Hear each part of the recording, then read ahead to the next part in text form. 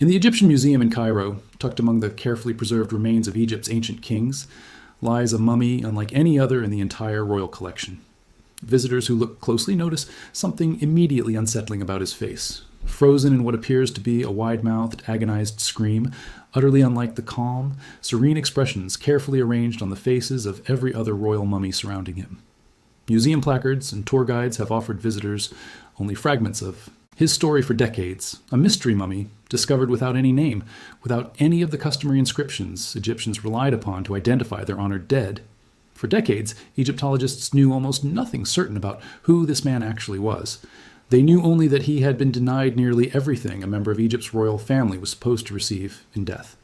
In 2012, scientists finally tested his DNA alongside the DNA of Egypt's royal mummies, and the results revealed something genuinely remarkable. This was not some anonymous stranger who had somehow ended up buried among Egyptian royalty. He was royal, a genuine son of a pharaoh, and his family had deliberately stripped him of every royal honor in death as a devastating final punishment. Let's start with understanding exactly how limited genuine ancient DNA testing of Egyptian royal mummies actually is, because popular imagination often assumes far more comprehensive genetic testing has been conducted across Egyptian royalty than has genuinely taken place. Egypt's hot, dry desert climate, combined with the elaborate embalming chemicals used throughout the mummification process itself, makes successfully recovering usable ancient DNA from Egyptian royal mummies exceptionally difficult, considerably more difficult than recovering DNA from remains preserved in colder, more genetically favorable climates elsewhere in the world. Only a small handful of research projects have ever successfully sequenced genetic material from Egyptian royal mummies at all, most notably the King Tutankhamun Family Project, published in the Journal of the American Medical Association back in 2010, which successfully tested 11 royal mummies connected to Egypt's 18th dynasty, and a separate 2012 study focused specifically on the mummy of Rameses III, and several mummies connected to his immediate family.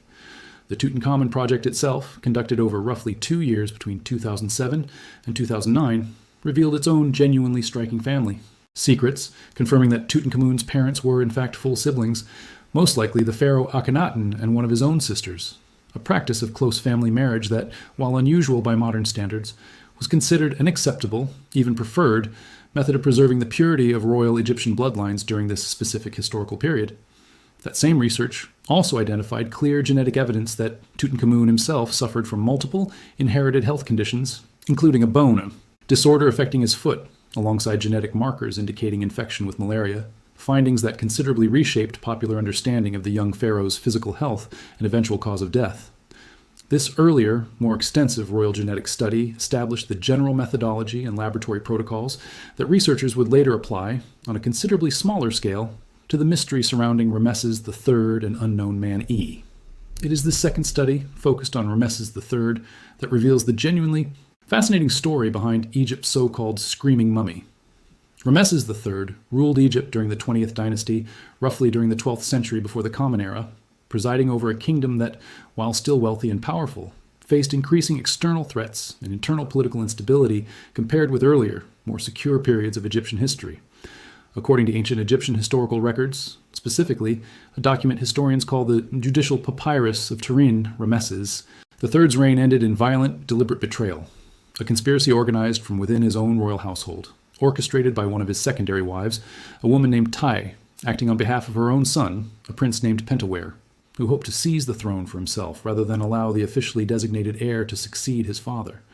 This conspiracy, now generally referred to by historians as the harem conspiracy, involved an extensive network of plotters, including several of the pharaoh's own wives, harem, officials, and even individuals connected to the royal justice system itself, all working together toward a single violent goal: assassinating Rameses III and installing Pentawere on the throne in his place.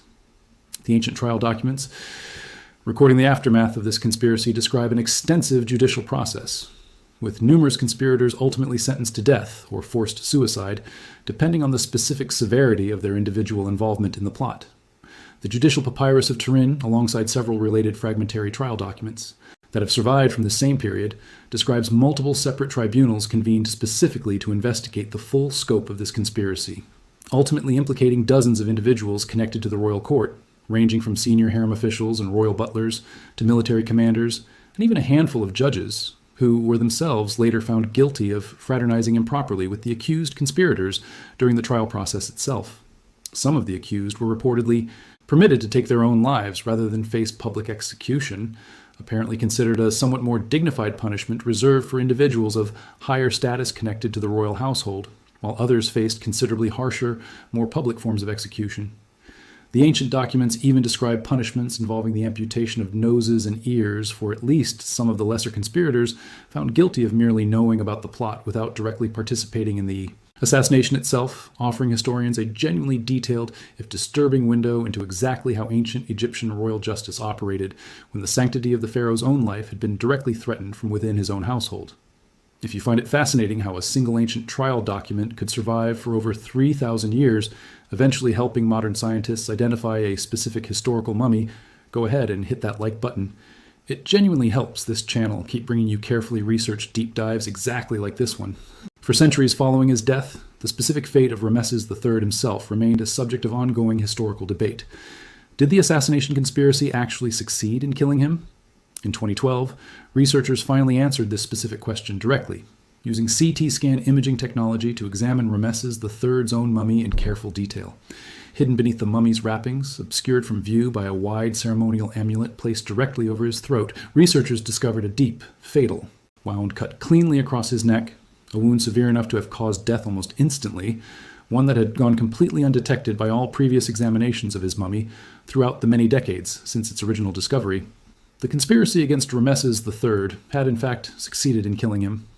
This particular discovery is worth pausing on because it illustrates something genuinely valuable about how modern imaging technology has transformed Egyptological research more broadly, allowing researchers to examine mummified remains in extraordinary internal detail without ever needing to physically unwrap or damage centuries-old bandaging in the process.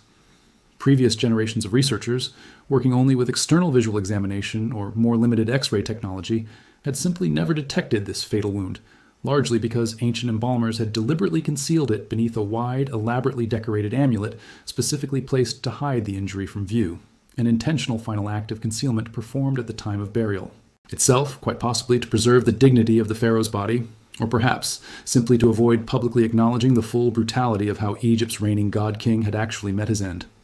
The same broader research project also turned its attention toward a second, entirely separate mummy, one that had puzzled Egyptologists for considerably longer, the so-called Screaming Mummy, formerly catalogued simply as Unknown Man E, discovered decades earlier within a hidden cache of royal mummies at Deir el-Bahari.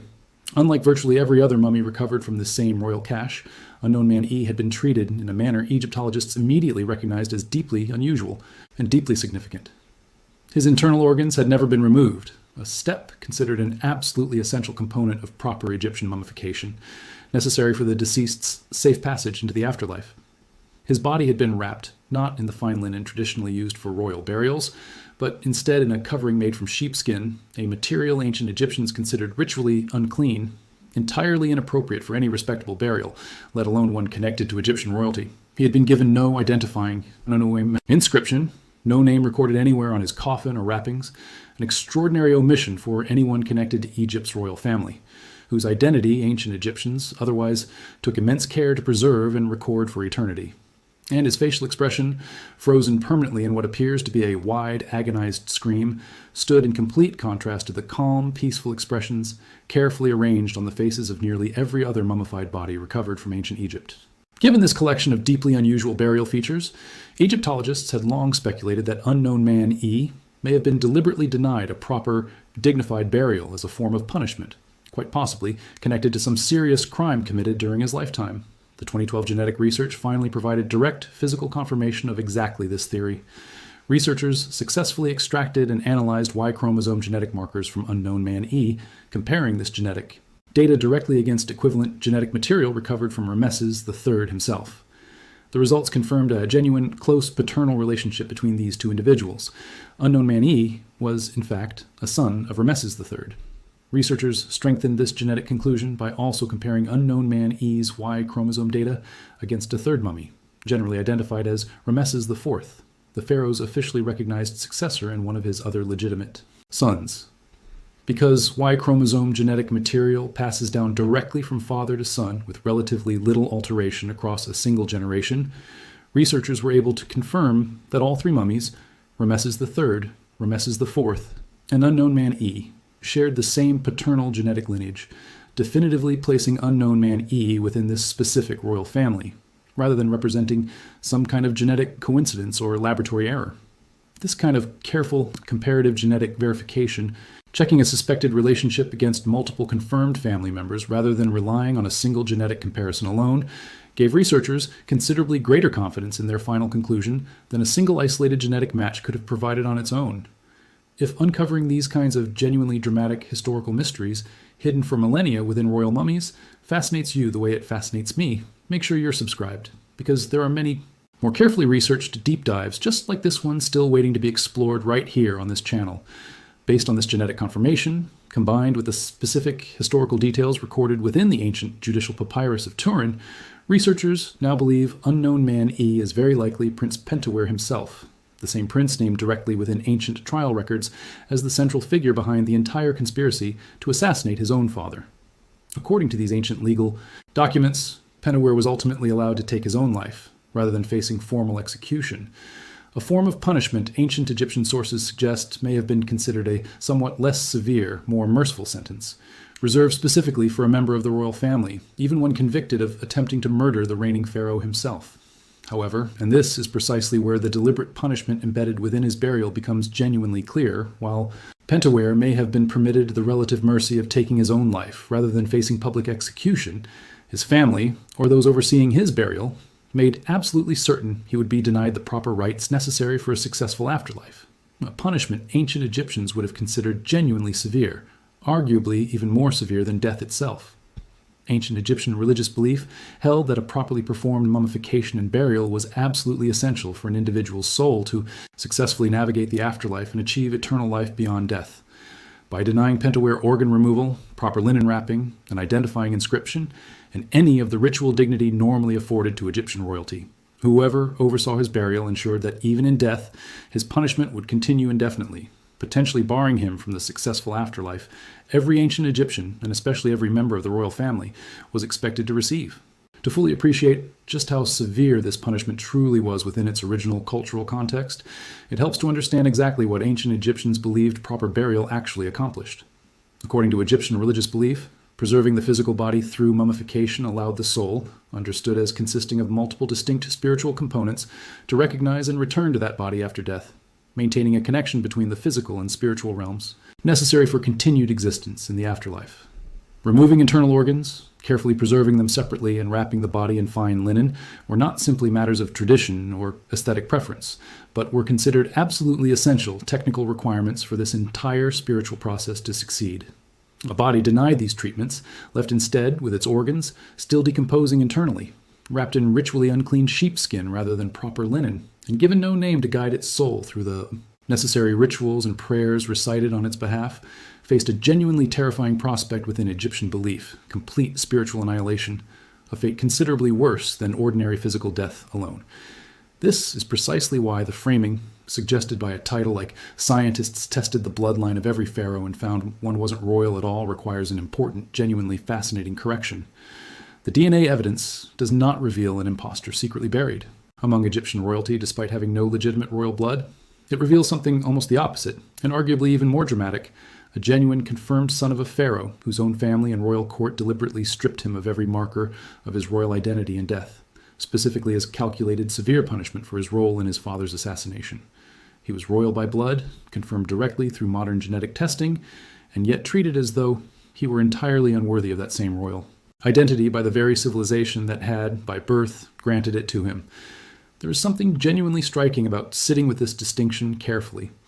Ancient Egyptian society placed such extraordinary weight on proper burial and ritual preparation for the afterlife,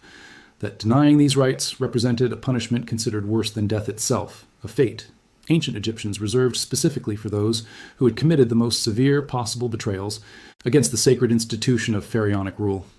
Pentaware's scream, frozen permanently across his mummified face for more than 3,000 years, may represent the final visible evidence of his death by poison or strangulation associated with a forced suicide, or it may simply reflect the natural way muscles occasionally contract during the mummification process itself. Either way, his anonymous, deliberately degraded burial stands as a permanent physical record of exactly how severely ancient Egyptian society could punish even its own royal blood when that blood had been used in an attempt to destroy the sacred order of pharaonic succession itself. This same research also reinforces a genuinely important broader point about the current, genuine limits of ancient DNA testing across Egyptian royalty as a whole. Despite popular assumptions, only a small handful of Egypt's many pharaohs have ever actually had their DNA successfully tested at all, and the vast majority of Egypt's royal mummies, including numerous pharaohs whose tombs have never even been discovered, remain completely untested, and in many cases, entirely unavailable for this kind of genetic analysis. Every genuine genetic discovery successfully achieved so far, whether confirming Tutankhamun's immediate family tree or identifying Pentaware's true parentage, represents a hard-won scientific achievement, extracted from remains that spent over 3,000 years surviving Egypt's harsh desert climate, rather than part of any comprehensive, exhaustive genetic survey covering every pharaoh who ever ruled ancient Egypt. So when we ask what scientists actually discovered when testing the genetic bloodline of Egypt's royal mummies, here is the honest, scientifically grounded answer. They did not find an imposter secretly posing as royalty. They found something considerably more human and considerably more tragic, genuine royal blood, confirmed through modern. Genetic science deliberately denied its royal identity and death by the very family and civilization it had been born into. A punishment considered so severe within ancient Egyptian belief that it was specifically designed to follow this prince not just through his final earthly moments, but potentially throughout all of eternity.